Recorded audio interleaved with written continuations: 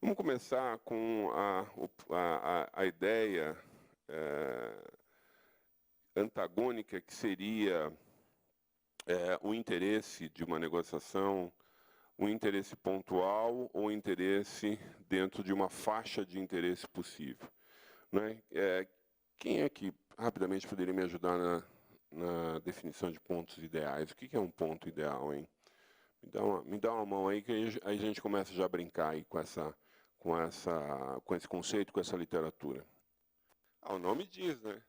O ponto ideal, o ideal é o melhor possível, né? Exato, isso.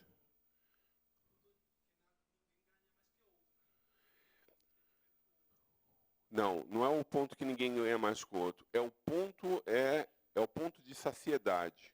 É o ponto que é melhor para a pessoa, o melhor possível para a pessoa. Ou seja, se você pensar em termos de otimização, é aquele que traz um retorno de maior utilidade. Né? Se a gente for pensar graficamente, o que é o ponto ideal? Por exemplo, se a gente pensar aqui do ponto de vista de uma dimensão, D1, isso aqui é uma dimensão, né? Que dimensão é essa? Qualquer dimensão de utilidade. A gente está falando de dinheiro, sei lá, reputação, prestígio, qualquer coisa. Você está falando de uma dimensão qualquer, tá certo? Se a gente estiver falando de dinheiro, dá para pensar que existe ponto ideal em dinheiro, quer dizer, existe um salário ideal, assim, que é melhor do que todos eles? Você acha que sim? Você acha que sim? Não. Do ponto de vista do ator, da pessoa, não do ponto de vista do mercado. Porque do mercado tem um equilíbrio que é ideal, mas da pessoa.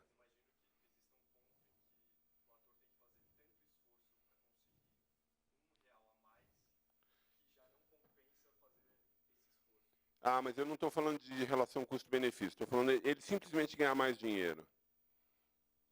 Aí não tem, né?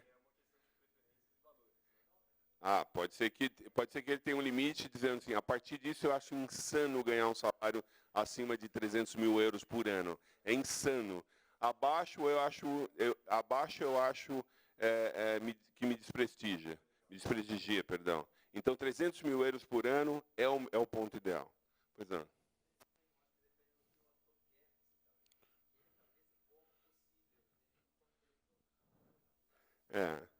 Mas se você pensar rasamente, dinheiro quanto mais é melhor, né? Mas bem rasamente mesmo, porque isso não é verdade, né? Às vezes muito dinheiro atrapalha um pouco, né? Tem uma história do Richard Feynman, que ele foi convidado para trabalhar na Universidade de Chicago, e aí triplicaram o salário dele, e ele falou, não vou aceitar, de jeito nenhum. Mas por que, professor? Vamos triplicar o seu salário, não sei o quê. Olha, se eu aceitar esse emprego, sabe o que vai acontecer? Em vez de um apartamento eu vou ter 2, em vez de uma mulher eu vou ter 2, em vez de um carro eu vou ter 2. Vai virar um inferno na minha vida. Então esse salário para mim está ótimo, mais que isso vai me gerar problema. O Perelman fez a mesma coisa, só que o Perelman fez com $100 por mês. Ele achava que ganhar mais ia causar problema para ele. Então em tese tem também, mas geralmente quem ganha mais é melhor. Agora, temperatura, tem uma temperatura ideal? Tem, né? Temperatura faz sentido de você pensar a temperatura ideal. Qual é a temperatura ideal para vocês? Vamos pensar aqui. Chuta aí uma temperatura que você sente melhor. A temperatura de quê? 22 graus, você sente melhor? 25 graus, perfeito. E você, quanto que é a sua temperatura ideal? 22? 25? Eu sou mais caribenho, meu negócio é uns 30, assim. Mas vamos ver, 25 aqui. Agora eu pergunto, na medida em que você vai se deslocando distanciando desse ponto ideal, vai piorando de forma equivalente? Ou seja, de 25 para 24 ou para 20 é igual de 25 para 26 ou para 30? É harmônico ou não? Ou seja, a sensação para mais frio é pior do que a sensação para mais quente ou ao contrário? Eu acho que para vocês é ao contrário, né? Você prefere o frio do que muito quente, né? Mas vamos dizer, se ela for igual, o que a gente está dizendo? Quanto mais eu me distancio disso daqui, tá certo? mais eu vou decrescendo o meu ponto ideal, tanto de um lado para o outro. Simetricamente significa o quê? Significa uma curva de Gauss, não é? Portanto, o que é isso daqui? Isso é o ponto ideal. O ponto ideal de uma pessoa, né? É o ponto que ela se sente melhor. E o distanciamento desse ponto ideal me gera... Isso daqui é a utilidade da pessoa. A máxima utilidade nessa função que me dá é exatamente esse ponto ideal, tá certo? Distâncias desse ponto ideal me geram perdas de utilidade, né? O que é isso daqui quando a gente faz? O que é isso daqui quando a gente... Isso aqui é o ponto ideal e a gente faz um raio aqui. Que curva é essa, do ponto de vista espacial? Hã? Circunferência. Ah, isso é... Já estamos avançando. Mas do ponto de vista de utilidade significa o quê? Qualquer ponto dentro dessa curva tem a mesma distância para o centro. Exatamente. O mesmo esforço para atingir qualquer... Portanto, eu chamo isso daqui de iso-utilidade, não é? Isso daqui é a curva de iso-utilidade, não é isso? Não é? Então, por quê? Porque a distância do meu ponto ideal é igual numa relação multidimensional. Tá? Se, porventura, essa relação aqui de afastamento ela não for simétrica, o que acontece com essa curva de Gauss aqui? Que me geraria esse pico de preferência. Ou a gente está falando ponto ideal ou ponto de saciedade, né? Ponto ideal ou ponto de saciedade. São a mesma coisa, né? E se ela não fosse simétrica, como é que ficaria essa curva? A gente vai chegar lá na diplomacia científica. Eu estou viajando aqui, mas a gente vai chegar lá. Desloca a curva? Não. Se você deslocar a curva, você desloca o ponto ideal. Estou falando, mantém o ponto ideal, mas a queda de utilidade nas direções de esquerda para direita são diferentes. Depende da intensidade dessa queda, a curva vai tomar outro formato. Ela vai formatar, né? Vamos supor o seguinte, olha... Ela chegue no ponto ideal de forma mais devagar e caia mais rápido. Exatamente. A gente pode pensar o seguinte, olha, desse lado aqui, ela tem uma coisa desse tipo. Ou seja, na medida em que eu me desloco um pouquinho para cá, já tem uma queda abrupta de utilidade. Desse lado aqui, ela já é uma curva um pouco mais smooth, né? um pouco mais leve. Né? Então, eu estou imaginando que os pontos ideais eles podem ter formas diferentes de acordo com o significado de perdas de utilidade em relação à distância desse ponto ideal. Né? Por que eu estou dizendo tudo isso? Porque uma maneira de você trabalhar espacialmente, e é exatamente isso que faz a teoria dos jogos, é quando você faz uma estimação de ponto ideal, e aí você trabalha com uma noção que é a ZOPA, que é zona de acordo possível. Né? Como é que funciona a ZOPA? Quando a gente está falando de uma preferência em faixa, a gente pode dizer o seguinte, olha, para esse ator aqui, eu tenho essa faixa de preço aqui que ele considera passível de, vamos dizer, de venda. O outro ator tem essa faixa aqui, vamos dizer assim. Tem essa faixa. Qual é a ZOPA? A ZOPA é a sobreposição dessas duas faixas, não é? O que isso daqui representa? Alguém sabe o que é isso? WSQ. O InnScid do status quo. O que é o InnScid do status quo? É a ZOPA. O que ele significa na prática, o InnScid do status quo? No português. A zona do acordo possível, é o que está dizendo. Olha, se a tua preferência está dentro dessa faixa e a preferência do outro ator está dentro dessa faixa, essa área aqui é onde é possível fazer um acordo. Mas a definição mais precisa do InnScid do status quo é o seguinte, coloquem aí na apostila de vocês. Eu estou gostando, você tem uma apostila bem feita, hein? Não?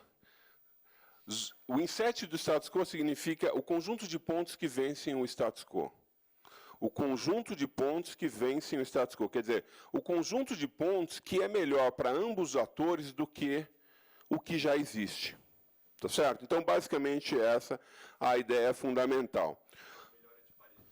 É uma melhora para os dois atores, né? Você está otimizando para os dois atores.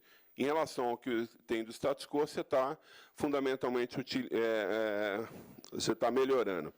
Ora, é difícil, em relação de venda, é difícil que você tenha essa ideia de faixas. O que você tem em situação de dinheiro, de recursos, etc., quanto mais, por exemplo, o caso do vendedor, quanto mais ele ganhar, melhor. Portanto, como é que ficaria essa curva, se a gente estiver olhando do lado do vendedor? Como é que é a curva do vendedor? Não é mais uma curva de Gauss, né? É uma crescente, é uma curva de utilidade do tipo crescente, né? Quanto mais ele ganha, menor. Do comprador, a relação é contrária, né? Quanto mais caro é o bem, pior é para ele. Mas você imagina o seguinte, mesmo nessa relação, você tem todas as condições. Professor, tudo bem? How are you doing? Nice to meet you. So we have some 20 minutes to finish this lecture, and then you start. You're going to do that in Portuguese, if you don't mind. So stay comfortable. We have coffee over there. Okay. Então, veja só, e aí a gente já começa com o que realmente interessa, que é a palestra do professor Dattesh, que é o seguinte, o vendedor ele tem um preço mínimo, né? O preço mínimo é o seguinte, eu não vendo esse imóvel, esse bem por menos desse valor, né? Como é que a gente denomina isso? É o preço de reserva do vendedor, o preço de reserva do vendedor, preço mínimo. O comprador tem o preço máximo que ele é capaz de pagar. Então, o mínimo, o preço de reserva do vendedor é o mínimo que ele se desfaz do bem, o preço máximo do vendedor é o máximo que ele é capaz de pagar. E o que é isso daqui? É a ZOPA, né? É o InnScid do status quo. Tá certo? Bom, basicamente esse é o princípio do jogo dos dois níveis. Você só tem um acordo em situações em que existe ZOPA. Por que a gente chama isso daqui dois níveis? Imagina o seguinte, isso daqui, o vendedor é o negociador do primeiro nível, na base do vendedor, quem é? Pode ser o conselho dele, da empresa, o conselho de venda, né? Tá certo? Na base do comprador é a família dele, diz que vai negociar alguma coisa assim. Então, portanto, essa relação aqui é do nível 1. A relação do nível 2 é a relação do negociador-chefe com a sua base. Só vai haver o InnScid possível se houver uma sobreposição, tanto do nível 1 quanto da sua base, né? Portanto, só vai haver alguma chance de acordo se houver esse tipo de sobreposição.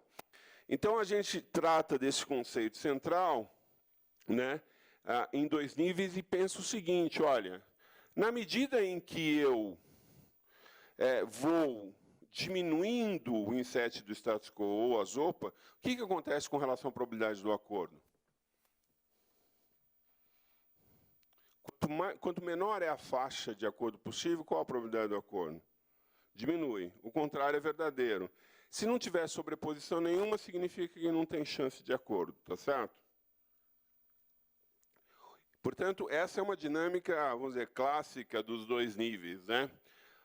Então, você pode ir reduzindo, aumentando e assim sucessivamente. O que é importante para a negociação isso daqui? É que a ZOPA é manipulável. Você consegue manipular a zona possível de acordo, ou o InnScid do status quo. Alguém tem algum feeling sobre como isso poderia ser feito?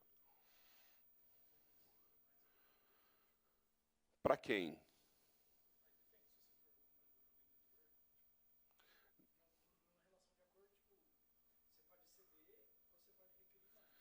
Se você manipular a preferência por exemplo, do comprador, oferecendo alguns outros bens, você está aumentando a zona possível de acordo, porque ele vai ter mais, vamos dizer, mais benefício e vai dilatar aquela curva, aquele intervalo de aceitação. Tá certo? Agora, com a tua base, vamos dizer o seguinte, você é o vendedor e você tem que se reportar a um conselho, tá certo? Você quer aumentar ou diminuir a zona possível do acordo, que é a faixa que eles te permitem você fazer um acordo.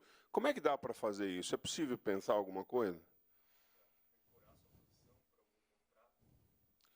Se você ancora a sua posição por algum contrato, você está estreitando, né, a sua faixa. Você está forçando contratualmente vamos dizer, diminuição do InnScid. O que mais a gente pode pensar?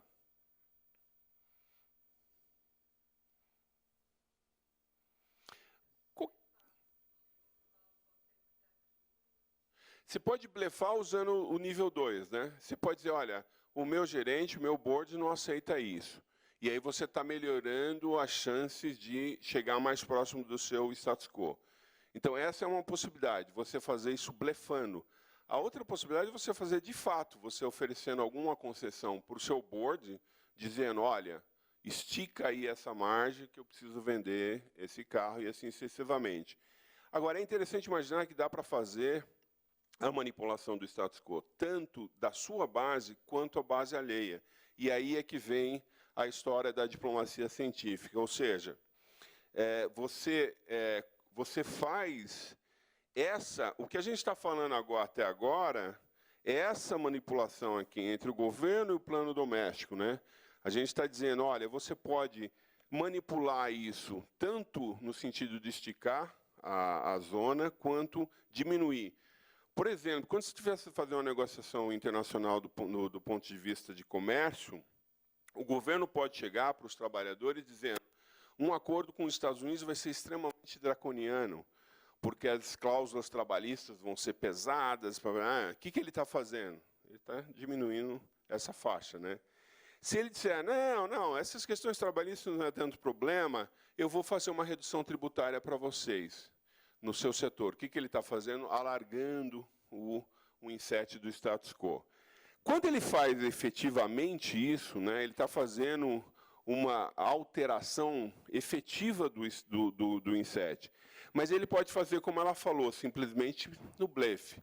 O blefe só funciona quando você tem informação assimétrica, né? Se o outro lado sabe o que você está fazendo, não funciona o blefe de maneira nenhuma. Agora, portanto, essas estratégias basicamente dizem o seguinte, ou você faz uma estratégia de atar as mãos, e do ponto de vista de InnScid, atar as mãos significa o quê? Diminuir o InnScid, né? Se você significa cut slacks, né? Ou seja, cortando as amarras, você está aumentando o InnScid. Tanto artificial quanto efetivamente. Só que dá para você fazer isso no nível 1, como dá para fazer de maneira cruzada, né? Dá para fazer de maneira cruzada, ou seja, você tentar o governo afetar o plano doméstico do outro lado, fazendo uma estratégia de grassroots, né? Ou seja, uma campanha de mídia no sentido de aumentar a propensão a respeito da sua pauta qualquer, né? Ou você pode fazer isso do ponto de vista transnacional, né? Tanto a ideia de atar quanto desatar, por meio de campanhas que podem ser ou muito bem focadas, que seria target strategy, né? Ou seja, você fazer uma coisa setorial. E a gente estava conversando sobre isso ontem, né? Ou seja, você pensar numa diplomacia científica específica de um setor, meio ambiente, alguma coisa assim. Ou você pode fazer uma coisa muito genérica, tá certo? Então você pode fazer uma estratégia targetada por um determinado setor ou muito genérica, como campanhas de mídia ampla. Das duas maneiras você está trabalhando com o InnScid do status quo. Falado isso, onde é que entra a diplomacia científica nesse modelo analítico aqui? A gente pode imaginar que a diplomacia científica, fundamentalmente, é uma aliança transnacional com o objetivo de afetar os seus respectivos governos, não é? Ou seja, e aí você pode afetar os governos, tanto no sentido de diminuir o InnScid, como, por exemplo, quando você fala de desmatamento e traz dados científicos comprovados com publicação, com campanha em mídia e blá, blá, blá, Ou você faz o contrário, né? Você diz que tem elementos para um determinado acordo alargando a base. Ele pode servir de um elemento novo em outra negociação. Tipo, estamos negociando comércio. Aí entra a parte de diplomacia científica ambiental, um elemento de pressão ou para alargar as bases do acordo. Ou para diminuir. Aí você está fazendo uma troca intertemática, vamos dizer assim. A troca intertemática, o André lembrou bem, serve muito bem para alterar o InnScid. Tá certo? Ou seja, você está oferecendo numa outra dimensão. Não é? Isso acontece muito no legislativo. Né? Você está querendo passar uma coisa da Previdência e joga a reforma tributária e aí faz uma barganha nessas duas coisas. Na área científica isso acontece também, né? Ou seja, a maneira como você tem de pressionar os seus governos a partir de dados científicos e assim sucessivamente. Então, basicamente, o que a gente pensa em termos de ativismo de diplomacia científica é essa ideia de aliança transnacional tentando influenciar o nível 1, né?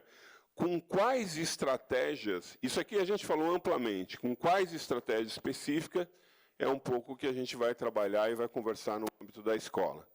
Não é? Então, só para quem tem o voucher Premiere que vai ver essas coisas. Né? A ideia do curso básico, mas para quando tratado lá sobre 2 níveis, a gente já está sabendo do que está falando aqui, aí a gente vai trazer com alguns exemplos concretos sobre isso.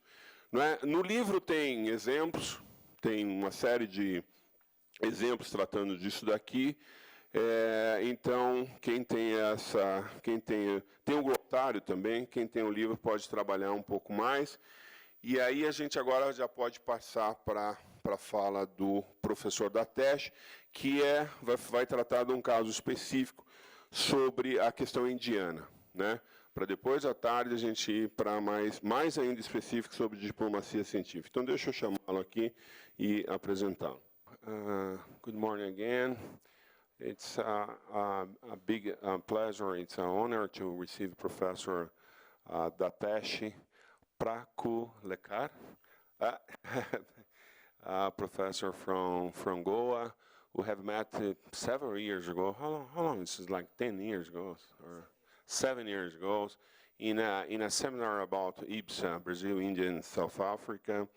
So today he will present a lecture entitled China, Latin America, India Strategic Triangulation, Dynamics and the Challenges. Professor Dattesh is assistant professor of the Department of International Relations in Goa University, specialist in India's foreign policy and diplomacy and Latin American political economy. Tomorrow you're going to start a school about science diplomacy and innovation diplomacy.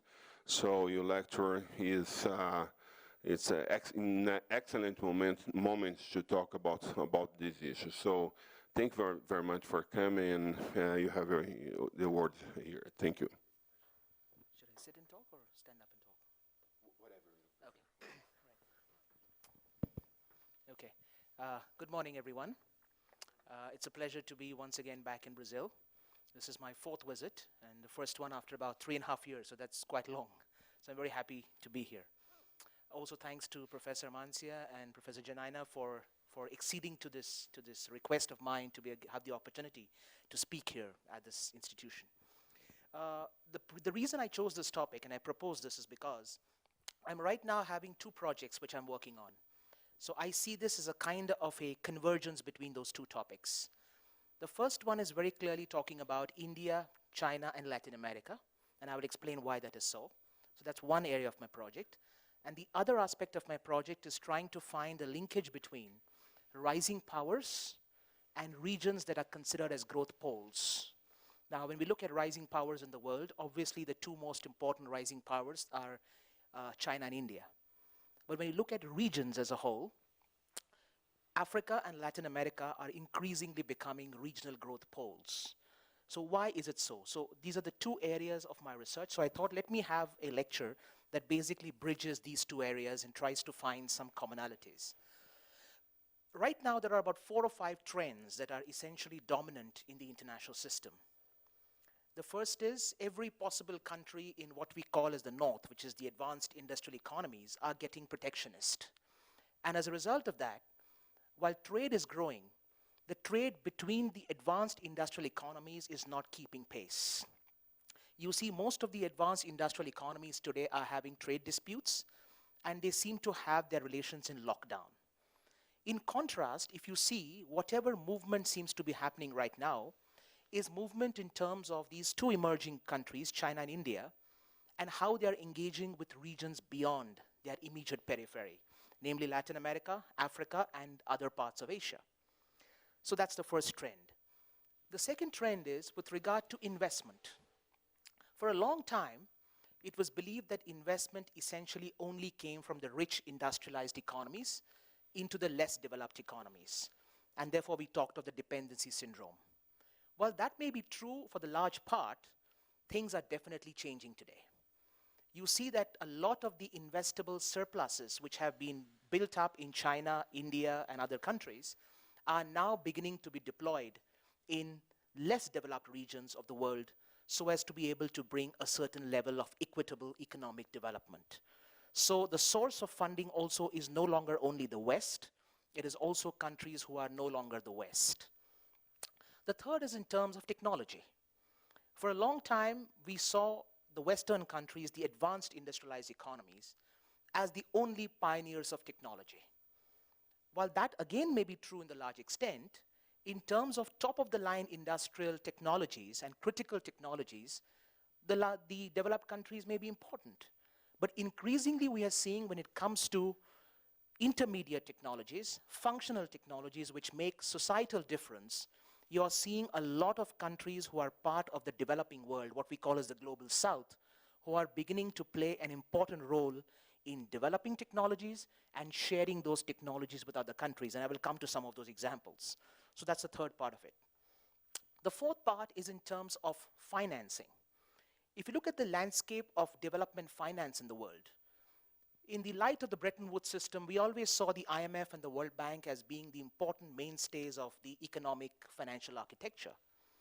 And after that, we saw advanced economies lending on a regular basis to less developed countries. But if you take examples of countries like India today, which for a long time was perennially under aid from the World Bank and the IMF, over the last 5, 6, 7 years, India in particular has become a net lender as opposed to becoming a net recipient of aid. And this is not just true only for India, it's true for China, it's true for Brazil. It's true for many countries in the world who at one time were only recipients of aid, today are actually dispersing aid to other smaller countries and trying to essentially foster development in those countries. And the last aspect of these 5 trends is what is happening to the global commons. It's increasingly being appreciated that the international economy is not only about trade and investment, there's a third angle to it, which is sustainable development. And if sustainable development has to be accomplished and has to be consummated, it can't happen only by looking at relationships in a transactional manner. It has to be looked on in a manner which brings about equitable benefits for mankind. So when you look at sustainable development, global governance becomes a very important goal. And in global governance, the role of what we call as the global south is again gaining in importance across the board, whether it's the maritime space, whether it's the global environment, whether it's renewable energy, et cetera, et cetera. So in the context of these 5 trends, let's now look and see what are the competitive approaches between India and China when it comes to Latin America.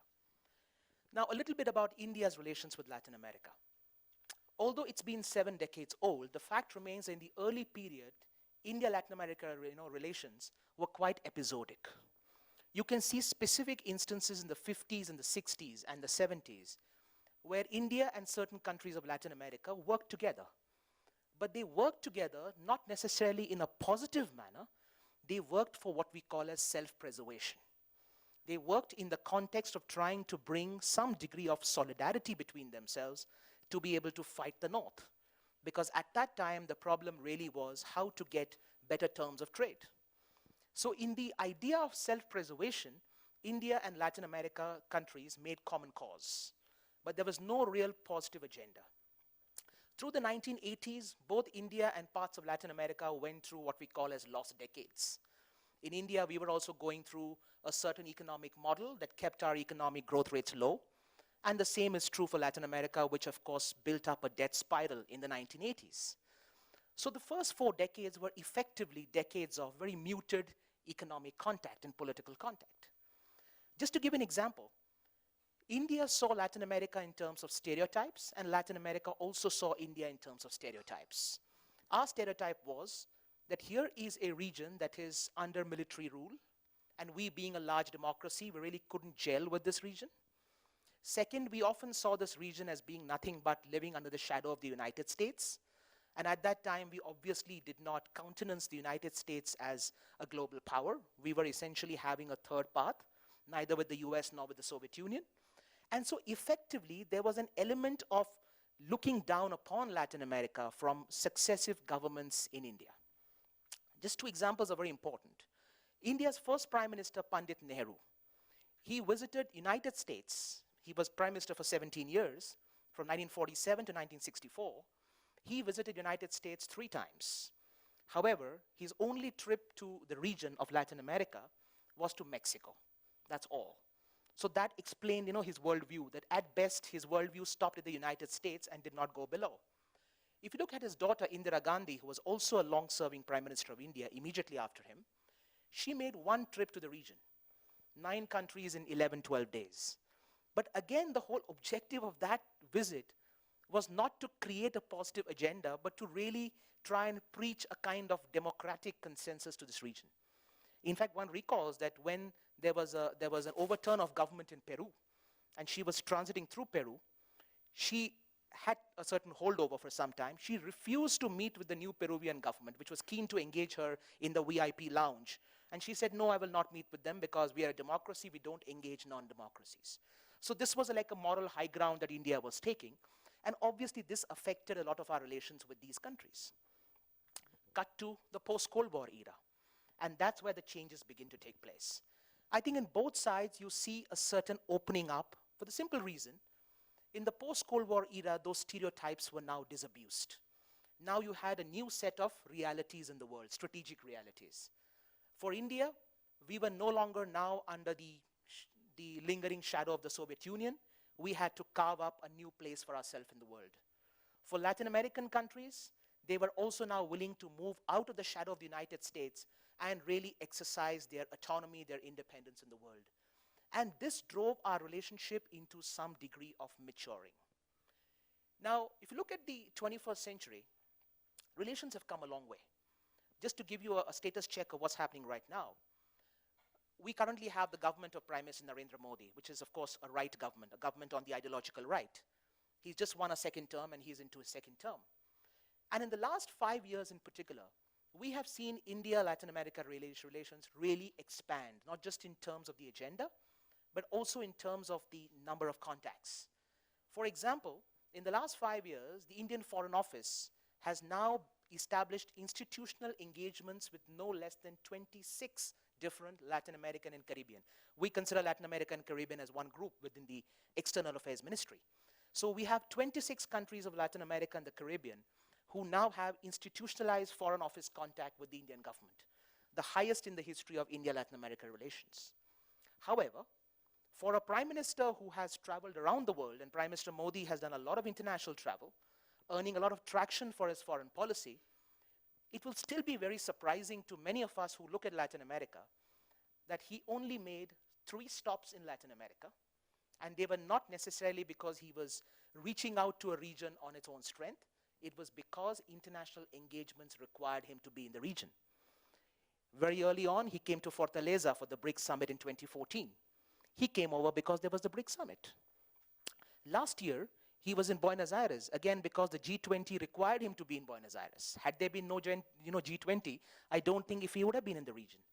And his 3rd stop was a 4-hour stopover in Mexico in 2016. When he did that only because Mexico was a key player in what is called as the Nuclear Suppliers Group, which is a group that is considering membership of India within that group. So in a sense, canvassing for Mexico's support. So 4 hours in Mexico and visits to Brazil and Argentina, which were essentially visits for multilateral forums. So what does it say about India? Is India confused? Is India in a fix about how to deal with its relations with Latin America? Well, if you look at the Chinese example, you will get the contrast. In contrast, in the last 6 years that Xi Jinping has been around, he's made 4 trips to Latin America. Of course, 3 of them, again, were in the context of international forums. But he didn't visit those countries alone. He made use of those specific visits for multilateral forums to make them a regional trip, and thereby ensuring that he visits at least 10 to 12 countries in his 4 visits, 3 countries in every visit. This has been a bit of a letdown as far as the Indian political establishment is concerned, that somehow they have not really been able to appreciate the importance of political chemistry that is very important in this region. And that's why what happens is, when you look at India and Latin America, you find trade happening, you find investment happening, but at the political level, the kind of contact that is required to really elevate the profile of a region in the strategic calculus of any country, that seems to be a bit lacking. And one has to acknowledge that. Of course, Indian presidents have traveled a lot. I mean, somebody may pick up research and tell me, but the Indian presidents and prime ministers have been coming here regularly. We've had the Indian president earlier this year visit Chile, Bolivia, and Argentina. True, the Indian vice president has been here. But within India's democratic political system, it is the prime minister who calls the shots. So a prime ministerial visit cannot really be matched by a presidential visit, which is more symbolic in terms of its stature. And that's why one of the recommendations that we have made recently to the government of India, we recently had a conference in Delhi at stock taking. One of the recommendations we have made is to find a way for greater political engagement at the highest level, because that can help to break many of the barriers in international relations, including bilateral relations. Now, let's look at trade. For a long time, we've seen the conventional logic that both China and India look at Latin America as a region richly endowed in natural resources. And when we said natural resources, we looked really at hydrocarbons, we looked at minerals, we looked at metals. Well, that's understood. And regardless of anything the political establishment does, you will have businesses on both sides who will find the logic of engaging with each other and doing business. But how do you reform this landscape? Do you keep it only transactional? That you have resources, I need it, so I come to you every few months and I buy resources and I go back? That's overt transactionalism. By itself, transactionalism is not a bad thing. But if that transactionalism can become strategic, that is important. Now, let me give an example of what I mean by transactionalism versus strategic transactionalism. Right now, the leader when it comes to electric vehicles revolution in the world is China. They're producing almost 2/3 of all electric vehicles in the world, and they will be producing them very soon. And in fact, 2/3 of the batteries in the world are coming from China, lithium batteries. India, too, under the second Modi government, has embarked on a very big electric vehicles revolution. And the Indian new planning body, which is called the Niti Aayog, has estimated the overall industry of electric vehicles in India by 2030 to be $35 billion. And they're working to a plan. Just yesterday, the government of India has sanctioned 6 big mega factories in India, which will be producing lithium-ion batteries. And this is a huge push by India. Now, in this context, obviously, you're looking for sources of raw lithium, which you can then convert into cathodes and other applications, including lithium batteries. And obviously, when it comes to lithium, Latin America becomes critical, because when you look at Chile, Bolivia, and Argentina in particular, you're looking at almost half, some say even 60% of global lithium sources available in these 3 countries. The president of India earlier this year was in these 3 countries making a pitch for India to invest and Indian companies to invest in lithium. Now, in the normal course of events, we would be investing, we would be extracting, and we would be taking it back.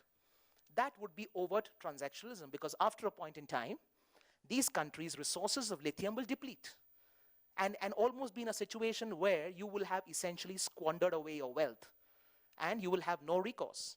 Instead of that, what India has proposed is we will buy your lithium and we will take large portions of it, But unlike what China is saying right now, where we will buy and extract and take it away, India has proposed that we would be keen to invest in these countries in lithium battery manufacturing as well, so that India is able to actually market these lithium batteries, not just from India, but we can also produce these batteries in Chile, in Bolivia, in Argentina, whereby these countries also get the benefit of what is called as process manufacturing, where they're also participating in value addition. Otherwise, what happens in the normal scheme of things? A transactional relationship means you don't necessarily participate in value addition. You're taking away raw lithium back to countries of source, you're producing them, and you're making merry. Now, this is a contrasting approach to the Chinese approach, which till now has been that we will extract lithium, we'll take it back to China, we will produce the batteries, and we will sell around the world. So these are two different approaches you see in transactionalism. And countries now can pick and choose as to what kind of a model they're looking to have. And interestingly, all these three countries have expressed keenness in looking at Indian proposals which can be about manufacturing in Latin America as opposed to manufacturing back home in India only. Another example of this is what happens with regard to hydrocarbons, oil in particular. Increasingly in the past, we've seen how China and India have behaved. They've looked at the region in terms of oil resources. Obviously, India and China both are looking to diversify oil sources. And that's why we look at Latin American countries as being a very important source. But increasingly, India has now proposed to Latin American countries that we would like not to necessarily take away all of the oil, but we would like to use these oil sources as strategic reserve, which is reserve that you hold in the event of there being a contingency. Now, this would ensure that that particular oil is not sourced away, all of it. It is actually held back. It is held back at a certain price, and India is given that concession in terms of pricing in return for India not taking away the oil, but India actually storing that oil in the countries concerned as strategic reserve. Now, this is important because while India is dependent on oil, that's crude oil, India is quite an important player in the refining market. And if you see the global transaction, what happens very interestingly, we buy the crude oil from Latin America, and it's a very high proportion of what we buy from Latin America. But if you see what we sell to Latin America, refined products are a very important component of it. So what happens is it's almost like reverse engineering, where you're taking stuff from here, the raw materials, and you're refining it back home in India and then selling it back to Latin America. If over time we could actually have refining capacities built here, then we could actually be able to not only ensure that India still refines it, but India doesn't refine it back home in India. India begins to refine it in Latin American countries. So again, Latin American countries are participating in what is called as value addition. And these could then be marketed to third countries, obviously with the Pacific side of America being very important in terms of location. So the entire Asia-Pacific market can be targeted by India through Latin American countries without sounding overtly transactional. So I gave you two examples of how transactionalism can become strategic if the right kind of approach is adopted. The third is in terms of global governance. 4 years ago, when the Global Climate Change Accord was signed in Paris, on the sidelines, India proposed a major initiative, which was then backed up by France, and it's now become an India-French collaborative initiative. And that's called the International Solar Alliance. Now, we all recognize that countries between the two tropics are countries who get a lot of sunlight. And yet we don't do a good job of capturing this sunlight and being able to then utilize it as energy, functional energy. So obviously India came forward and said, as a country which gets almost 300 days of sunlight and very strong sunlight, we would like to move and lead this whole campaign of the International Solar Alliance. Of course, this was backed by France and many other countries. Today, there are as many as 120 countries of the world who are signatories to the International Solar Alliance. The International Solar Alliance is headquartered in India. It is a treaty-based alliance, which means it has been acknowledged by the United Nations as a treaty structure. There is a process of signing and a process of ratification, which is what happens to treaty processes. And very interestingly, an increasingly large number of Latin American countries are joining the bandwagon. On the most recent trip of the President of India, even Bolivia wanted to join this whole mission. Now, this is very important because solar energy can be one of those areas by which you can actually achieve sustainable development at relatively low cost. And we've been seeing for a long time now that if you look at the last 4 or 5 years, the top 2 emerging countries in the world which are doing phenomenally in terms of expanding capacity of solar energy, it's really at the top India and Chile.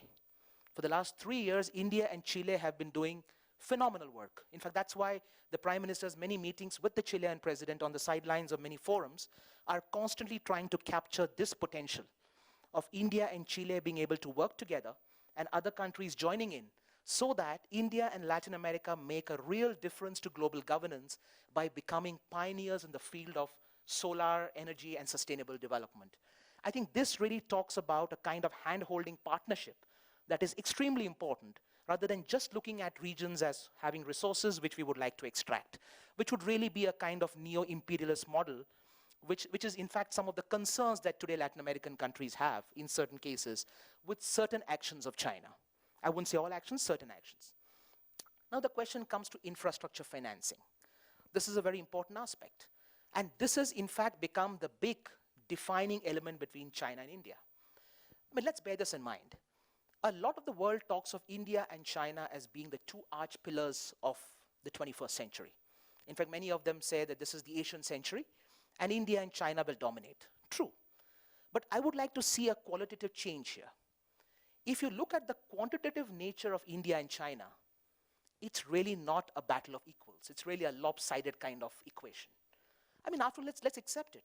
The Chinese economy on measures of nominal GDP, it's 5 times the size of India. On PPP, it is 3 times the size of India. So anyway, the Chinese economy is streets ahead of the Indian economy in terms of size. If you go further and look at their military modernization, they are spending 4 times what India is spending. The GDP, the per capita GDP in China is again 4 times the Indian per capita GDP. So we are talking of 2 societies and 2 economies that are operating at different levels. So this whole equation that they are equals who are competing seems like a misnomer. How can you be competing when you're 1:5 ratio? And remember, till 1991, which is the end of the Cold War, the Indian and the Chinese economies were at the same level. If you look at the rise of the 2 economies, the Chinese economy began their reform in 1979. Even then, their economic size was lower than India. In 1991, they were on par. In the last 25, 30 years, they have gone exponentially ahead so as to actually outpace India in terms of economic growth. But where I see the competition being really interesting is not in the quantitative terms, it's in the qualitative terms. Over the next 30, 40, 50 years, what the world will essentially be focused on are 2 different models of economic development. You want the Chinese model or you want the Indian model? The Chinese model definitely is of accelerated economic development, but it comes at a cost because there are no free lunches, and that's why the cost is a rapid development but also a rapid buildup of debt. So if you want to live a debt-ridden economy but an advancing economy, the Chinese model is the model for you, because every country in the world today which seems to be acquiring Chinese projects is ending up 10 years, 15 years down the line with buildup of debt. The other model is the Indian model, which is you will not get that level of economic growth in the short term, but in the long term you might be better off because 20, 30 years down the line, at least your economy won't have unsustainable levels of debt, which is where the borrowing goes up and your economic sovereign rating ultimately collapses. So these are 2 different models. So what I'm trying to tell you is, purely in quantitative terms, there is no match. But if you look at the qualitative nature of economic development and models, yes, it is increasingly a kind of 2 parallel lines who will never meet. And that's why many say, what will happen first? Will India essentially become an economic superpower with prosperity before China gives up on its communism? Because these are 2 ifs. We don't know 40, 50 years down the line what's going to happen. And Latin America increasingly will also have to contend with these 2 things, which is what they're doing right now. So if you look at investment, the Chinese investment is all over the board. If you look at what India is investing, our investments are something like $20, $22 billion. the Chinese are 7-fold, 8-fold ahead of India.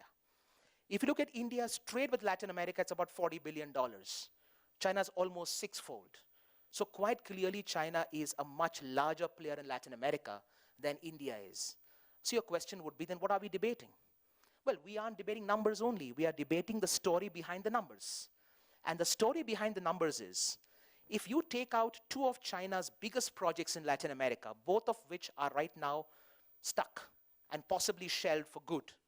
One of them is the Nicaragua Canal, and the other is the Trans-Amazonian Highway, which wanted to link the Atlantic and the Pacific through highways. If you take those 2 out of the equation, the Chinese investment looks very, very moderate, because these 2 big projects and their value was almost 50% of all of China's infrastructure investment in Latin America. So there is a need to look not just at the numbers all the time, but to look and see what is the story behind the numbers. Are those projects really taking off? Increasingly, when you watch this infrastructure space, you find a lot of Chinese projects now are stalled. So you have high-speed train projects in Mexico which are stalled. You have dam projects across South America which are stalled. So increasingly, you get a picture that while China is very pervasive on the landscape of Latin America, it's not like a free ride. There are many bumps in the way, and there's tremendous pushback which is coming. So what is India's approach? Yes, India is not as big a player as China is, because when you look at international infrastructure, we have to acknowledge, and the Prime Minister of India himself has acknowledged on many occasions, that we don't right now have the same level of infrastructure building prowess that China has built up over time. But India has a better record of delivering on more of its projects than the Chinese have. So for example, China may promise you 100 projects, and maybe 40, 50 will come off, maybe one in 2. India may promise you 25 and not even 100, but out of those 25, possibly 15, 17, 20 will come through. Now you'll ask me why so? That's because when India's economic system develops an economic project, it is not a geopolitical project. With many of Chinese investments, it is geopolitical. I mean, what's the economic viability of a Nicaragua canal? Was questionable. Whether Nicaragua would ever be able to pay back the debt of $50 billion, which is what was talked about when the canal was to be built. Do you even think that Nicaragua would be able to pay back $50 billion? We have a country very near to India, Sri Lanka. And if anyone has been doing the research on the BRI, the Belt and Road Initiative, you would know this. A small country, Sri Lanka, definitely with a better economy than Nicaragua, is already in debt of $32 billion as a result of taking Chinese loans. And right now, they've been appealing to India, help them bail out of these loans. So there's no way Nicaragua could have really paid back these $50 billion. Then what's the point? What's the economic agenda? It seemed less like an economic agenda, more like a geopolitical agenda. Because quite clearly, if the Americans were the leaders when it came to the Panama Canal, it's the Chinese now who essentially want to be the dominant player in this whole space of the Asia-Pacific, linking the Atlantic and the Pacific. There comes a geopolitical project. The Trans-Amazonian Highway. While it could have ushered in a lot of benefits to Latin America, the question again was debt. $65 billion of debt.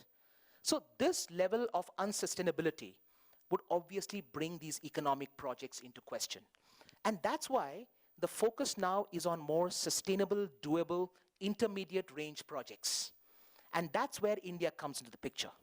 For example, let's look at food security. One of the most important aspects which we don't take into account when we talk of infrastructure is agriculture. Because we wonder, what's the infrastructure in agriculture? Agriculture is about, plowing the fields. Well, increasingly, food security is becoming a very important factor. If any one of you follows China, just look at what happened in January. Every year, the Chinese government comes out with what is called as a national work document every year. It happens before the National People's Congress meets annually in February. And for the last 3 years, consistently, the Chinese government has been coming out with a national work document that talks about agriculture. And what is that? It's not about only doing agriculture in China. It's about how China can build an infrastructural ecosystem around agriculture by investing in agrarian lands abroad. Just to give an example, in Africa, for all the agriculture done, It may stun some of you to realize that only 7% of agrarian land in Africa has really been cultivated. 93% still lacks productive cultivation, which needs mechanization. Same holds true for Latin America. You have large countries with grasslands. You are agrarian powers as well, agricultural produced powers as well, with smaller populations, less density of people on land. And that's why having huge potential to be able to develop this industry, here the model of India may be worth watching. India has already begun to invest in a country like Mozambique. I would like some of you to take note of it. In Mozambique 3 years ago, India began investing in terms of agri-processing. These are small lands. These are places where Indian private companies, not pushed by the government of India, these are private companies going and investing because they offer them a good economic model. India's problem is every year you have seasonal variations and therefore prices go up and down. This has a huge potential of dislocating economies in the developing South. If through right amount of agri-processing, if these countries with huge agricultural resources can actually be tapped in what is called as a world food market, then actually 20, 30 years down the line, the world may actually be able to create what now is being talked about as a world food grid. Just like we speak of a global energy grid, we are now talking in terms of a global food grid, wherein food can be dispersed to areas which have less food, and that's why the food security aspect can be achieved, which is going to be a critical component of socio-economic development. Again, there is a need here to see what model works. And this is where India is effectively becoming a very, very important player with many, many countries being there. So, what are the other areas? There are many other areas. In fact, right now, the situation is quite propitious for India and Latin America to work together. And here I would say, and this is again what we have advised the government of India, we can make common cause in numerous ways. For example, when it comes to cold storage chains. Now, India has a big problem. For all of India's development, we have not focused on logistics. One of the biggest weaknesses in India has been on logistics investment. As a result of that, you ought to know that 40% of India's fruits and vegetables, they perish from reaching from the actual place of production to the ultimate consumer. 40% of India's fruits and vegetables go waste. This in a country of 1.25 billion people, in which many of them are impoverished, many of them are below the poverty line, don't even have necessarily all having 3 meals a day. This kind of a loss is just inexcusable. And why is it happening? It's really been happening for a long time because we have not invested in good cold storage logistics chains. Now here, we can certainly look at certain Latin American countries because all technologies need not come from the northern countries. There are many functional areas where Latin America and India can join together. So we can certainly look at Chile, for instance, and see what does Chile do. And there's already a working group that has been established between Chile and India on looking at what they can do, because if you take out copper and lithium and resources, 85% of the rest of Chilean export is fish and fish products. So if they can be so effective in terms of being able to leverage this whole area, which depends on logistics chains, India can definitely derive from this. Similarly, India also can derive from Latin American countries in terms of the tourism model. The current Indian government has undertaken a huge push to develop tourism. Many of you would wonder, what has tourism got to do with being a strategic instrument? Well, if you just put your head closely to the wheel, you'll realize it. Today, one of the biggest achievements of China, forget its economic development, forget its infrastructure, it's its ability to control many countries' economies through its outbound tourism. A country very close to India, Maldives, a small island country in the Indian Ocean. 300,000 Chinese visit Maldives every year. If the Chinese government tells its people, and China can do that, we can't do that. China can tell its people, stop going to Maldives, means nobody goes to Maldives. That's the way the government works. If they tell their people, you are not going to Maldives tomorrow, the Maldivian economy sinks. And I will give you 3 examples quickly to show you how China uses this leverage over many countries. One is South Korea. A couple of years ago, there was a dispute between China and South Korea over setting up what is called as the THAAD, defense system. This was an American-developed missile defense system that the Americans were essentially marketing to South Korea to put it up for defenses against North Korea. The Chinese found this unacceptable because they found this to be a strategic threat. They told the South Korean president, Park Geun-hye at that time, not to do so. She said, no, I will go ahead. This is a national requirement for South Korea. The Chinese responded by telling their citizens who traveled to Jeju Island, which is a very popular island of South Korea, frequented numerously by Chinese visitors. They were told, you are not visiting South Korea for tourism. Within 3 months, 4 months, you had protests in South Korea by those people working in the tourism industry saying to their president, please back down because we are losing our income as a result of Chinese tourists not coming to South Korea. You understand? So tourism plays a very important role. Now, China draws 9 times more tourists than India draws. But if you look at India's tourism map, India is such a rich place for tourism development. I mean, the sky is the limit. Then what's the problem? Why doesn't India get so many tourists? It's because India's tourist infrastructure is not developed. So when you come to India, you get a very raw experience, which may be good to some, but otherwise you always feel, if only India could be better, which means the cleanliness standards, which are of course improving now, but they have to go a long way. In terms of having better organization, better safety standards when it comes to tourism. Now the point is, we have for the last 5-6 years been promoting cultural tourism. India is very rich in culture. Every state of India is tremendously rich in culture. So if you visit every province of India, it looks like you're visiting a different country. That's why many people say India is not one country. India is a constellation of many countries, because each state is different. Now in this, we have a lot of places where we have a lot to learn from. And even from countries we don't look at. For example, Peru. Machu Picchu, for instance. I mean, we've managed to get people to do yoga at Machu Picchu. But the point is not just to do yoga. The point is to see how 30,000 tourists visit Machu Picchu, sometimes on a daily basis. And yet, they are managed, they're organized. India can do a lot in terms of drawing lessons when it comes to tourism, also from fellow Latin American countries. It doesn't only have to be from the advanced countries. And by the way, talking about India, Latin America, and the Brazilian touch, Brics.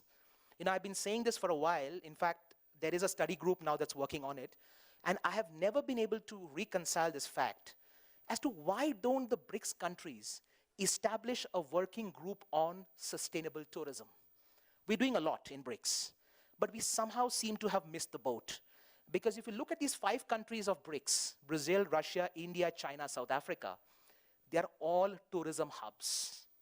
Brazil draws tourists, Russia draws tourists, different kinds of tourists. That's the beauty of it. Each tourism is different. You go for Russia for different reasons, you come to Brazil. You go to China for different reasons, then you come to India. And South Africa as well.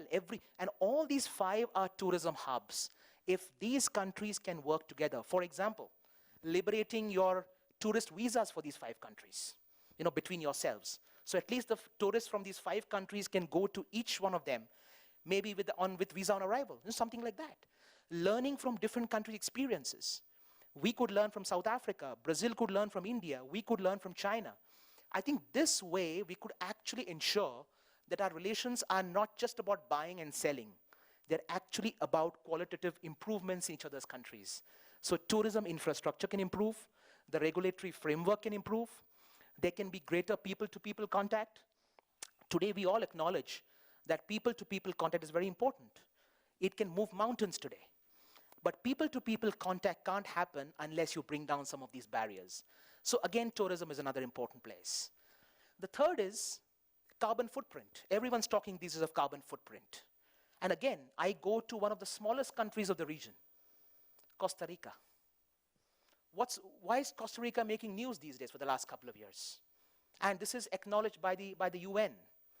They've been acknowledged because they've said that Costa Rica, though it's a very small country, has done a fabulous pioneering job at being able to become carbon neutral. Now, this is important for India, because right now, if you look at the largest polluters in the world, while we keep blaming the United States, right, the United States have done it for so many decades, and they keep doing it. If you look at the proportion of pollution today, it is China and India who are bigger polluters today than the United States. But the United States overall is the largest. And so the finger pointing continues. China, India point fingers at America, and Trump will point fingers at India. The problem is, by pointing fingers, you get no solutions. For solutions, you have to actually find workable models. And if Costa Rica is a model that can work, I'm not saying the whole of India can be Costa Rica because the scales are different. But the state I come from, which is Goa, is a very small state in India. I think if we can curate our problems by learning from what Costa Rica has done, even if Goa becomes Costa Rica, or 2-3 provinces of India become Costa Rica, that is a movement in the right direction. And that's how global governance can make a difference. Now, going further, there is a need to also look at futuristic solutions. Futuristic solutions.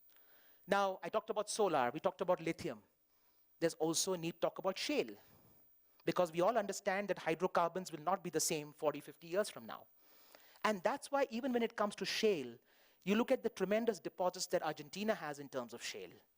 Now, again, this needs to be tapped by the Argentine government, and this needs to be done in a sustainable manner. So sustainable development of resources is also very important.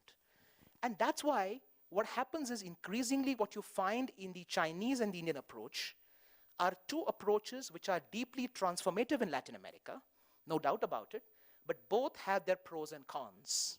And Latin America is increasingly an important region because even though it's only 600 million people, why are countries important in the world today? Why are regions important in the world today? Not only because of geography. The days when geography determined the importance of a country are now receding. Today you see many countries who don't belong to a certain geography are brought into a newly imagined geography. For example, what is Brics? Is Brics a geographical body? Is it a geographical coalition? It's not. It's a global coalition that has no geography. You have 5 countries from 5 different parts of the world coming together and forging an alliance. So the point is the geographical limitations are now done away with. And that's why countries are important or regions are important because of size of population, yes, but also because of the complexion of population. And right now, that's where India and Latin America can do a lot more, not so much China. For a long time, the Chinese population was young. Today, they're trying to hit a demographic disaster, which is why they've had to remove the one-child norm and move into having more children now. Right now, India is getting younger and younger and younger. As we speak, the median age of an Indian, the median age, is 29. 29. And 2/3 of India, that's 65% of 1.25 billion people, are 35 and below, which is very much a working age, very much a productive age, and the age where they can deliver in the global economy. Again, when you look at Latin America, that's again where people who are young are on the rise. Estimations are that something like half of Latin America is going to be below 35. And look at Africa. By 2040, Africa is going to be considered to be the youngest continent, the continent with the youngest number of people. So what you are seeing is in demographic terms, you are seeing a reshaping of the global landscape, where countries with younger people will matter. Why will they matter?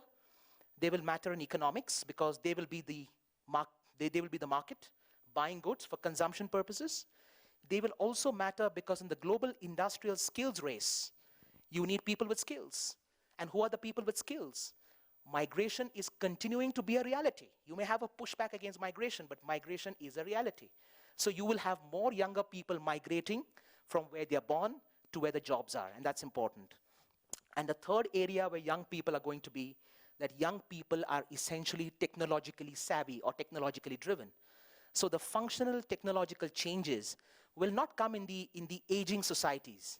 They will come in the more younger societies. So sustainable living, urbanization, industrialization, transportation and mobility. These are going to be very, very important factors of quality of life in the future.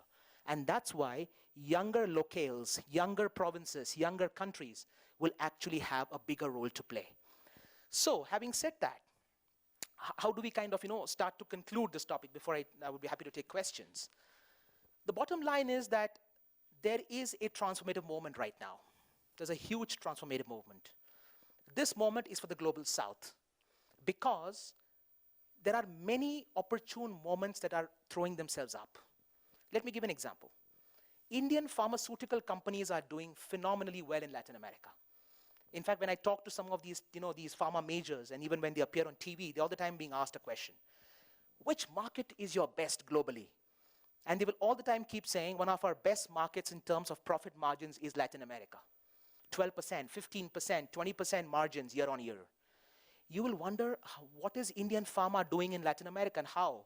Well, actually it came about in a very lucky manner, but it's now become the foundation, and that has got India and Brazil cooperation a lot to do with it. When President Lula was president, he was fighting American multinational companies over antiretroviral drugs and the pricing of those drugs. He was very clear that he was not going to accept blackmail from the multinational companies. So he told the American companies, you have to revise your prices. The Americans refused. In fact, even the Clinton Foundation was asked to do so. They refused.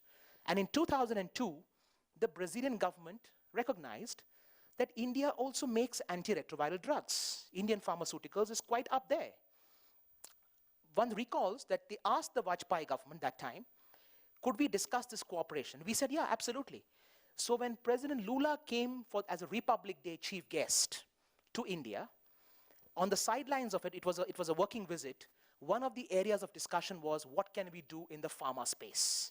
And that's where a framework agreement was signed between the Brazilian and the Indian governments in 2003, whereby Brazil said, we would like Indian pharma companies to enter in Brazil, and actually we would like to see how they perform.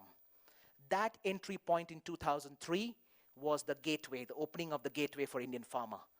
Today, Indian pharmaceutical companies are all over Latin America and doing very well for them. And in fact, not just doing well, many of them have now shifted their facilities from United States and Mexico all the way down into countries like Colombia, into Brazil, into Argentina, into Chile, etc. So the point is, you have an example here of how South-South cooperation can deliver. Another area, it was surprising to me as well last year when I heard this. In 2018, Indian automobiles have sold more in Mexico than even the United States and Japan. I was always remembering and reminiscing about former Uruguayan President Tabaré Vázquez. When he became the president, when he was taking his round of honor on that day after the inauguration, he actually took it in a Mahindra vehicle. Mahindra is an Indian manufacturer.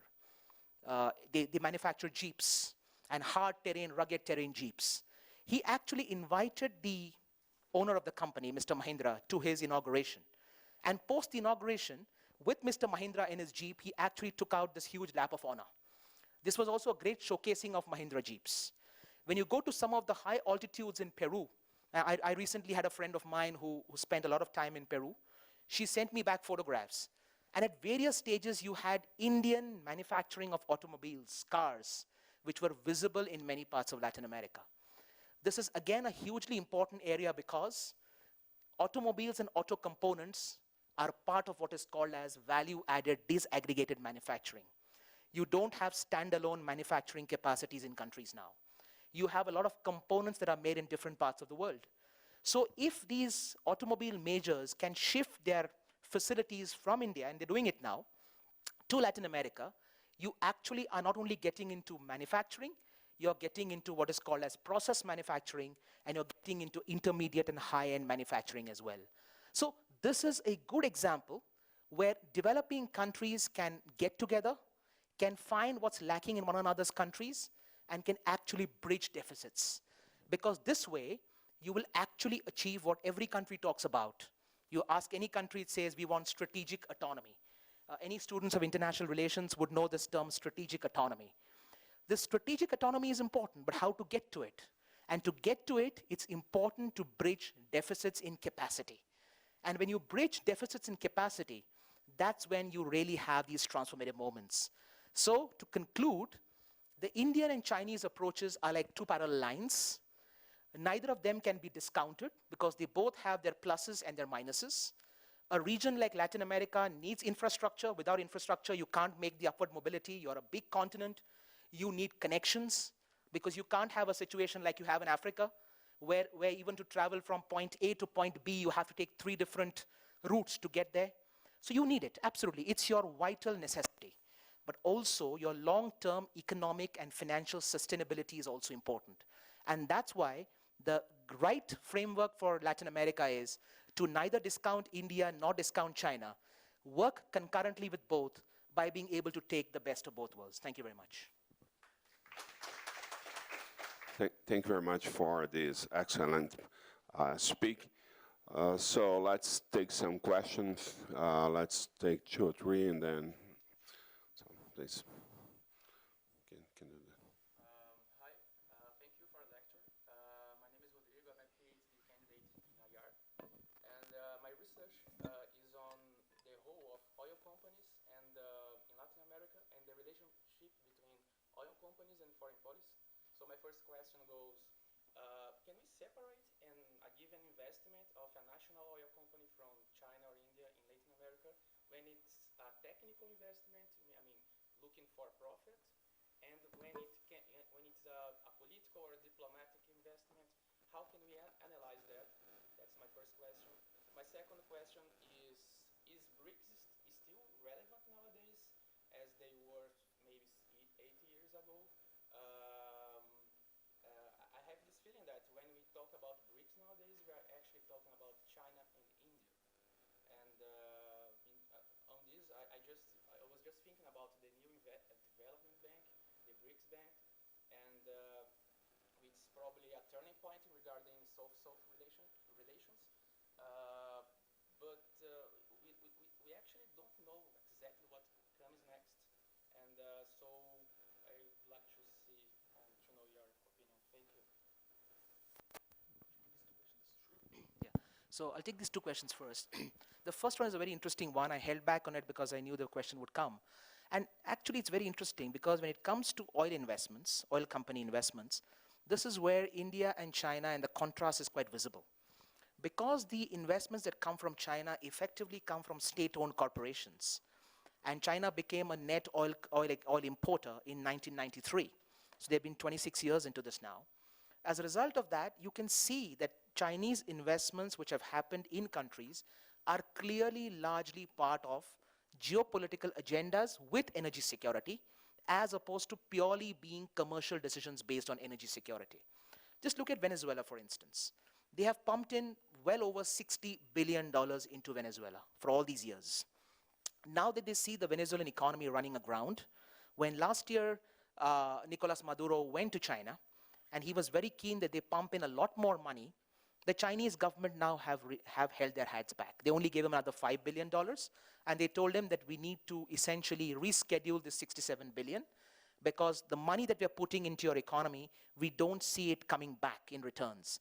So you will have to essentially now enter into barter, wherein you'll have to give us oil worth $65–70 billion to be able to recoup this money. This was very clearly told to him. And he was not given the kind of, he was expecting 25 billion. They only gave him 5 billion. Because the Chinese realized this is essentially a kind of a sinking hole. So the manner in which Chinese state-owned corporations function on the Latin American transcontinent, it's a clear indication they're carrying geopolitical messages from the Chinese government. If you look at what India has done in Venezuela, of course, we have an Indian corporation called ONGC Videsh, which is a government company, but it has its own autonomy. It has a Videsh, as in Videsh means foreign. So it has an external arm. It makes commercial decisions based on its own viability. And the best example of that is when the Trump administration put a lot of pressure on the Modi government that you should essentially shutter your imports from Venezuela, bring it down to zilch, bring it down to zero. The Indian government told him, look, there's only so much we can do because ONGC Videsh, which is our own company, has its own autonomy. It takes its own commercial decisions. The rest of the purchases of oil from Venezuela are by private players, over which the Indian government has no control. They will take purely commercial decisions based on whether it's viable to buy from Venezuela or not. And that's why you see right now, even despite the American pressure being extremely strong on India, we continue to buy because our private companies continue to believe that the oil that is bought from Venezuela is profitable in the overall scheme of things. So when you see the investment decisions taking place on both sides, you see that because of the nature of the investor, which is in the Chinese case a state-owned corporation, they clearly are the front side instruments of the Chinese government. In the Indian case, it has essentially been left to the vagaries and the wisdom of individual private companies.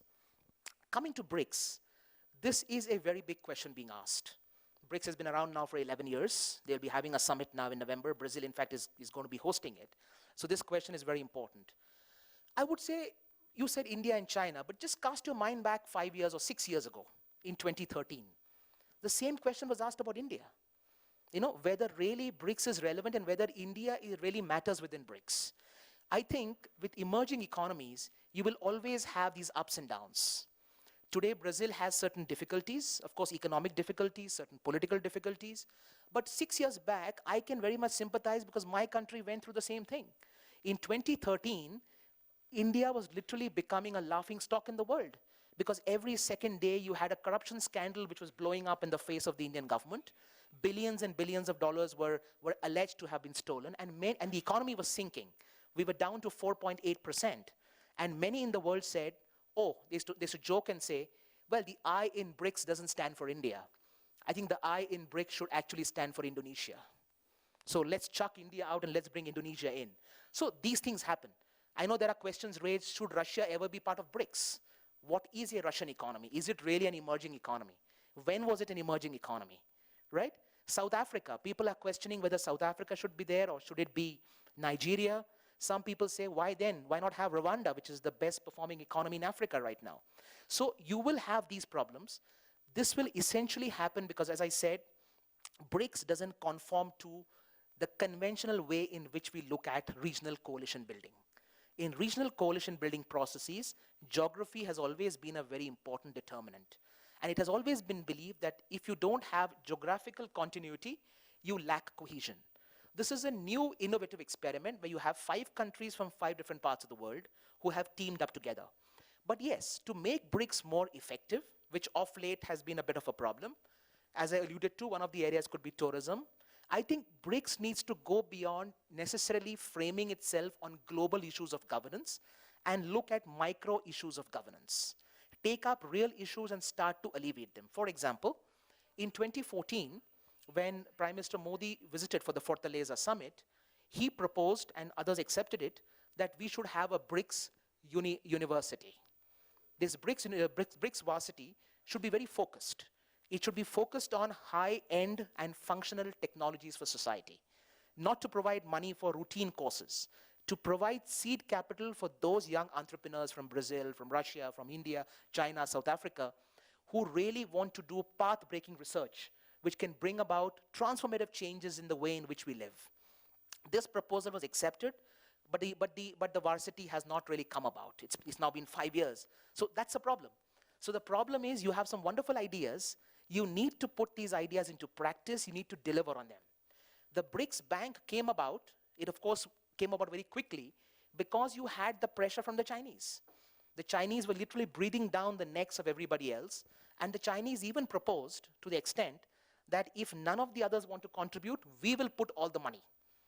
They said the initial 100 billion, they were even willing to say, we'll put all the 100 billion. And that's where the other 4 countries got a little nervous, saying that if they put all the money, this will be not a BRICS bank or a development bank, it will be a Chinese-run BRICS bank. That's how India stepped in and said, no, we are putting in money as well, substantial money. And that's how the agreement happened, that while the BRICS would be headquartered in China, the BRICS bank, the first chairman would be an Indian. So right now, the president of the BRICS bank is an Indian banker, a former Indian banker. But you will always have these problems because you have countries at different levels of economic scale. So my recommendation would be BRICS should really not get into the big business of talking on Syria and all these things. It doesn't matter to any of them.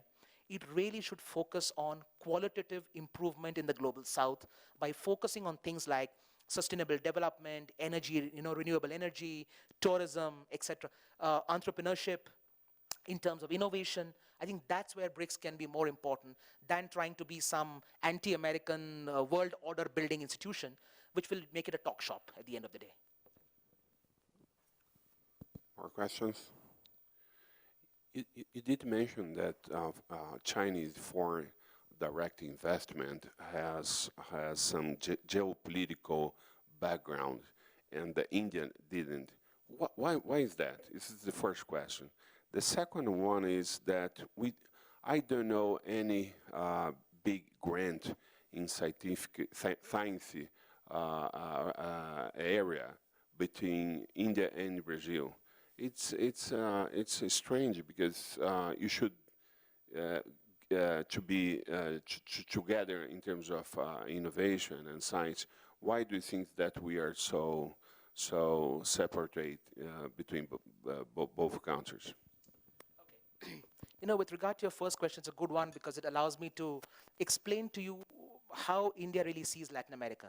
You know, as I told you, first 40 years, we were very notional in our relations with Latin America. We saw it as a distant land, too far away. Okay, so nothing can work with Latin America. Trade can't work. It's too expensive. Even getting to Latin America is so excruciating. Okay, all those things. In the last 10, 15 years, it's a bit different. While we have recognized, you know, one of the problems India has with a region when we approach regions is, these are problems with Indian foreign policy. We don't really appreciate regions for what they represent. When we go to regions, we look at one country, we get obsessed with a country, then we put all our eggs into that basket, and we think that that country will be our gateway. I think when it comes to China, they have done a better job of appreciating the region of Latin America. They have strong relations with Brazil, but equally they have strong relations with Mexico. Equally, they have been able to build very close relations with what is called as the Pacific Alliance today, which is 4 liberal emerging economies on the Pacific side, which is Mexico, Peru, Colombia, and Chile. But if you look at India, we essentially made the India-Brazil relationship as a gateway for our India-Latin America relationship. And this has actually hurt us. For example, India and Brazil are part of the G4, which are canvassing for a permanent membership of the UN Security Council. Now, because of that, you know, presence that India and Brazil have, Mexico is part of what is called as a coffee club. And the coffee club is the grouping within the UN that is there to stifle the candidature of the 4. So it has Italy, it has Pakistan. So Mexico joins with Pakistan because Mexico would like to stop Brazil, but because India is with Brazil, so Mexico would also like to stop India, and India has this problem. Similarly, I recall that many of these countries from Peru, Colombia, Chile, you know, their ambassadors would often talk about it and say, yes, your relationship with Brazil is a global partnership because India and Brazil are big powers. But just because you develop relations with Brazil, do you need to ignore the rest of Latin America as if they don't exist? They exist too. In fact, today, as I would tell you, some of the smaller countries are becoming captive markets for us. If you look at Indian automobiles are making major inroads, not in Brazil or in Mexico, but they're making bigger inroads in Peru, in Colombia, in Uruguay, in Chile. These are much smaller economies compared to Brazil. So India's problem, and that's why India doesn't really have a good geopolitical understanding, and that's why Indian investment doesn't push geopolitically, because India has never understood the complexity of Latin America. Chinese have done a better job, which is why they have been able to put projects in different countries which are of different kinds. Like, for example, pushing a Nicaraguan canal, or pushing a trans-Amazonan highway. Something which is path-breaking like that, India has not been able to do, even in its periphery. So forget doing it in Latin America. Now, coming to the whole India-Brazil thing. Actually, the India-Brazil relationship had its good years in the first decade of the century. I spoke about, President Lula and the whole pharma thing. I should also bring another issue which you talked about, which is very few people know that we have a program called MNREGA, M-N-R-E-G-A. It is actually called Mahatma Gandhi National Rural Employment Guarantee Act. This basically is a social inclusion policy of the government of India, whereby the Indian government promises to provide minimum 150 days of work to poor people in the villages so that they can have a certain income and they can sustain themselves in times of no work. Now, this brainchild came from where? And the fact remains, in 2005, when the then UPA government, the Congress-led government, which is a center-left government, they looked around, they actually found Lula's Bolsa Familia as being a very attractive proposition. So a delegation was sent from the Indian government to Brazil to study Bolsa Familia, to study why socially inclusive policies at the time were considered to be landmark in Brazil, making a big difference. And in fact, Bolsa Familia has a very big imprint on the Mahatma Gandhi National Rural Employment Act. So sometimes it's not talked about, but India and Brazil have been cooperating there as well. India and Brazil have cooperated within the NSG. Brazil was extremely facilitative towards India, even though Brazil's renounced its own nuclear program. But in 2006, when we were in the midst of a civil nuclear agreement with the United States about our nuclear program, a very important meeting was happening in the IAEA, the International Atomic Energy Agency. We needed all the votes there. And Brazil actually, despite having reservations about this whole thing about the nuclear science, actually came and backed us. So the first decade was certainly a very good decade. In a sense, one gets a feeling that the relationship has got slightly stagnated in the last 7, 8, 10 years. And I think that has to do with political instability in both countries. In fact, in 2013, 14, I was just discussing this outside, just as you had your big protests against corruption, we had similar protests against corruption as well at the same time.